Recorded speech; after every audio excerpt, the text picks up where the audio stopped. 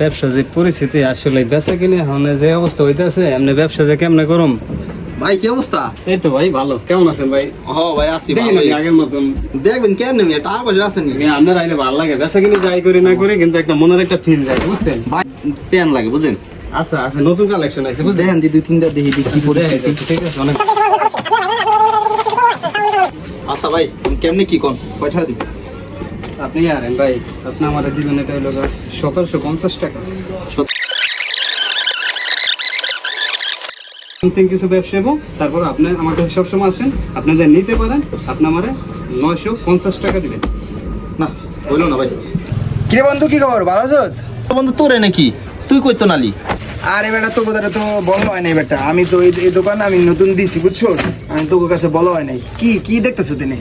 Pan দেখতেছো? এটা দেখাইছি প্যানটা? ভাই প্যানটা দেখছি। ও আরে বেটা, ভাই তো তোরে ভালো মাল দেখাইছি।